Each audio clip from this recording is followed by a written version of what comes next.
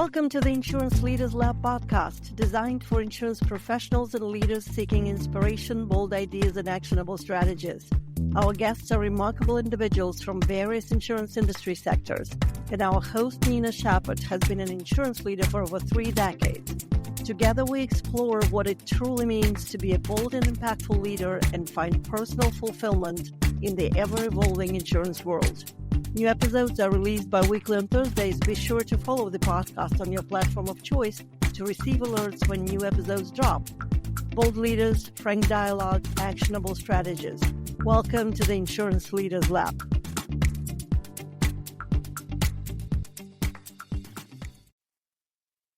Good morning, everyone. Welcome back to the Insurance Leaders Lab podcast, a platform for sharing real stories, bold ideas, and practical strategies to grow as leaders in the insurance industry. I'm your host, Nina Shepard, and today we will continue discussing strategies that help you succeed in transitioning to the next level role. Succeeding in an executive job has never been more difficult than in today's complex and fast-paced competitive environment. The data is alarming. Numerous surveys conducted by consulting firms show that the overwhelming majority of new hires feels unprepared for the transition and unsupported by their organization.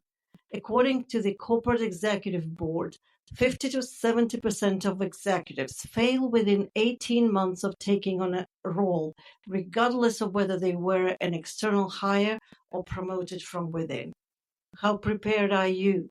What can you do from day one to succeed in a new role? Here are 5 proven strategies to set you on the right path from the start. Strategy number 1. Work on relationships. Up, down, and across. In other words, with your boss, your peers, and your direct reports. You cannot make it alone. Identify the key players and reach out to them to gradually build trust. Start from day one so that at your 90-day mark, you have a clear map of your power base within the organization.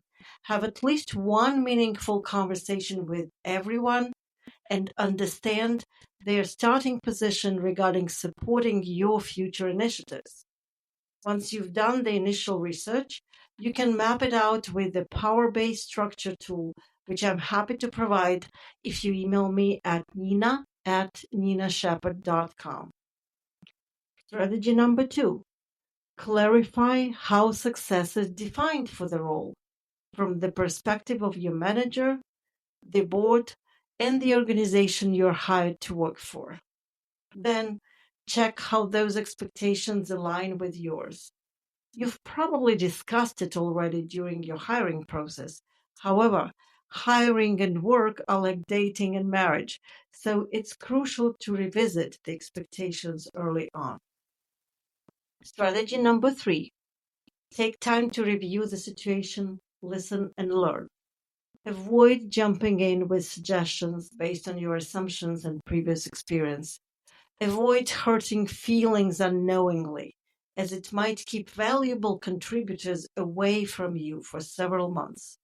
Show respect and interest for what has been done so far, and people will be more open to sharing their ideas and challenges with you. Several times, I've seen how new managers are losing their potential supporters by being overly confident in their knowledge and too proud of prior accomplishments. As a result, they turn potential supporters away and are left to a lonely, much longer road to figure stuff out on their own. Strategy 4. Be patient and take your time. There will be pressure for quick results, so show courage to be patient in the exploration process and do not rush. Remember that there is a reason why you've been hired for the new role, and when pushed too vigorously, you can add value based on your natural strengths and by expressing curiosity. But avoid making rushed decisions at all costs. Strategy number 5. Clarify, connect, communicate. Start gathering input for your vision and strategy early and invite key people to participate as much as possible. It doesn't matter whether you have a small team of people or a much larger organization. Make sure that your messages are visionary and at the same time specific enough that they address your people's concerns and paint a compelling future. Here are those 5 foundational strategies once again. Work on relations. Take time to review the situation, listen and learn. Clarify how success is defined for the role. Be patient and take your time. Clarify, connect, communicate. These 5 proven strategies will get you going in the right direction from day one in a new role. Of course, this is only a general overview, and each strategy needs to be outlined in more detail to be successfully implemented. When you fill in the details depending on your specific situation, it gives you more structure and helps you feel more confident and be in control. Let's dig into more details on one of those strategies so that you have a better understanding of how I suggest approaching it. Let's take the last one, clarify, connect, and communicate as an example. So the first step to consider here is clarify. There are several layers of clarity. Clarify expectations of your boss. Your relationship with your direct boss is crucial for your success, depending on your position. It could be one person, several people in a matrix structure, or even a board you're reporting to. That person has ideas of why you're hired and what needs to be done. Those ideas might not be obvious, sometimes controversial to what the organization wants, and often different from what you've heard from HR during the hiring process. This is why the number one focus for you is to define with your boss how you both will know that your first 12 months were a success. Once you're clear about your boss' expectations, clarify areas you need to understand better. Technical, people, and culture. On the technical level, what are the key technologies that the organization is using? What are the processes you need to be aware of? What are industry challenges? And how is your organization dealing with them? What else do you need to know about the technical aspects of the business to be effective? On the people level, who are the key people in your new environment? Who is making decisions, if not you? Who is driving execution? And who has the influence to make things happen? Who has a similar job, status, or long experience with the company and could share their insights with you? On the culture level, the famous saying, culture eats strategy for breakfast, still holds. And even more so in the hybrid or remote environment, when it's so much more complicated to learn about how things are done here. Please be aware of the risk of missing this vital part and make a concerted effort to learn it quickly. How? Be patient, observe, listen for stories of success and failures, look for the cues and behavioral patterns in the meetings, ask clarifying questions. Not knowing and asking questions is not a sign of ignorance and weakness, but curiosity, confidence, and willingness to learn. Most colleagues will willingly support your curiosity and share the information. Don't be afraid to ask your boss, direct reports, and peers. Formulate your questions and ask them consistently during the first weeks and your first meetings. Then aggregate the answers and see how they correlate with your observations. Have a set of 3 to 5 questions to ask consistently. Something like, what's working well? What are your team's main accomplishments in the past 12 months? What are the top 3 challenges you experience every day? What's one thing that you would stop doing immediately if you could make that decision? Or what is one thing you feel needs to be addressed immediately because it's a top priority? Formulate your questions, but remember to make them open-ended, meaning that they require more expanded answer than just yes or no. Typically, those questions starting with what, why, and how. Once you've asked, pay attention. Ensure to note the answers and not ask the same questions to the same people again. You want to be known as an attentive listener, not as careless and forgetful. Also, when given opinions, don't settle for just an opinion and generalization. Try to nail them down to the facts and details.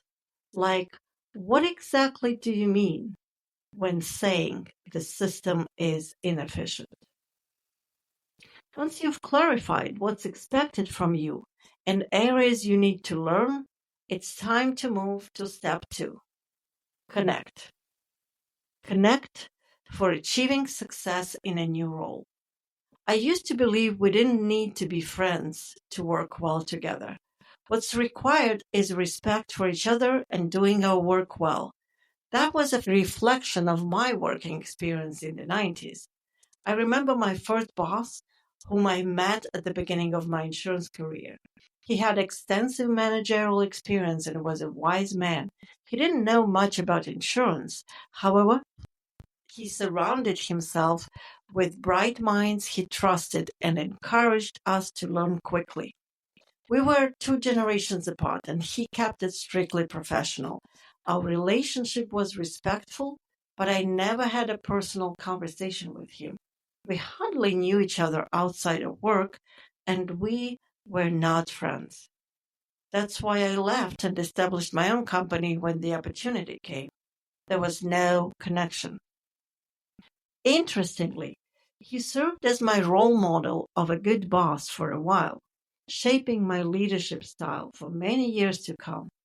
It took me nearly 15 years to realize that I was missing several crucial elements that help create stronger bonds among people working together to form a connection. Then I began coaching people in organizations, exploring employee engagement and talent development topics, and gradually realized that it all starts with connecting in the right way from the moment you enter a new organization. The key is to connect on multiple levels: emotionally, rationally, and energetically. On an emotional level, show a person your genuine interest and care because no one wants to be treated as a number. If you are a leader, how do you ensure your people feel heard and understood? Do you consciously create a space where everyone has an opportunity to speak up? I mean, everyone. Think about it for a second. Are you rushing through your day and your people? Stop. Find time to connect. Imagine how will the quality of your communication change if you engage in one-on-one conversations more often? If you are serious, how about choosing to live a day without an email? I mean it. The day when you don't send a single email and talk to people instead. I encourage you to try it and see where it takes you. I do not doubt that it will raise your emotional connection and awareness of others to the next level. Awareness of others is about perceiving, understanding, and acknowledging how others feel. This is the core emotional intelligence competence for a leader. The common mistake is to make an assumption-based judgment on autopilot without taking time to understand. Connecting on an emotional level doesn't come naturally to me. That's why I make it a conscious effort. I have lived and worked in 5 countries, and this is what I've learned. Nonverbal cues, gestures, tone of voice, eye contact can be easily misinterpreted. There are cultural and customary differences even within subcultures of a single country. Always find time to connect with someone outside a formal setting. Truly connect. No multitasking, taking phone calls, or reading emails while you talk to people. If you're the leader, it's your call. If you're not a formal leader but want to be recognized as one, it's your call. If you care about the ultimate outcome of your relationship with the person, it's your call. Nothing works better for creating trust than showing that you've taken the time to be there for your people. Pause and ask yourself, what is the most challenging for you in awareness of others?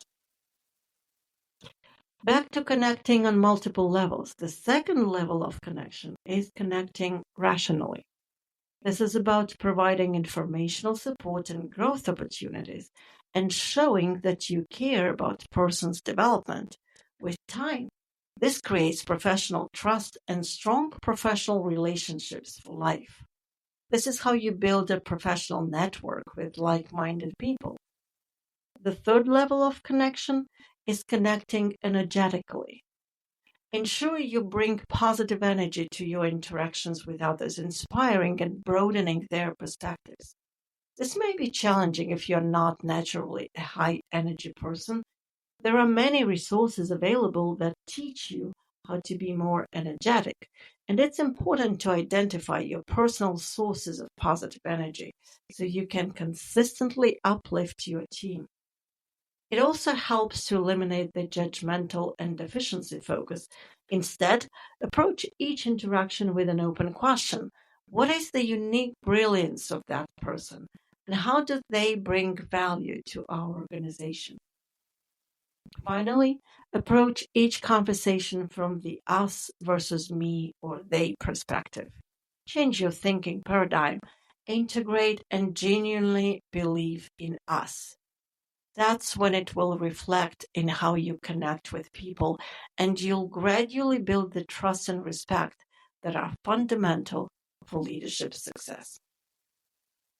To summarize, we discussed 3 levels of connection: emotional, rational, and energetic.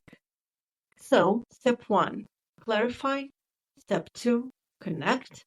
And next, we'll focus on step 3. Communicate. How effective is your communication?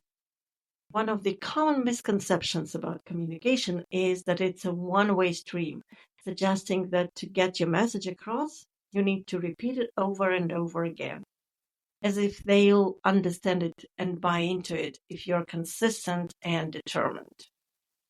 Honestly, how often has that approach worked for you? Fred Kaufman, VP and Leadership Development Advisor at Google, in his book Conscious Business, suggests that genuine communication begins with recognizing that your point of view is not the only proper way to interpret a situation, and that others might have different, equally valid perspectives that deserve respect and consideration. Thus, a good starting point for effective communication is to invite others to share their perspectives. The next step is to integrate different perspectives into a shared understanding of the situation and to agree on a mutual purpose. And finally, encourage your people to take responsibility for their choices and to commit to specific actions. No matter how large or small your team is, this approach will help you improve the quality of your communication, engage with your people, and find solutions that work. Have I convinced you to try? To summarize, we briefly discussed 5 foundational strategies that will get you going in the right direction from day 1 in a new role. Work on relations, take time to review the situation, listen and learn, clarify how success is defined for the role, be patient and take your time, clarify, connect, communicate. And then we looked into the clarify, connect, communicate strategy in more detail. I hope it's been helpful, and you're going to take at least one thing that resonated with you. Let me know how it goes. Leave a comment or shoot me an email to nina@ninashepherd.com. I look forward to connecting with you in 2 weeks. Bye for now.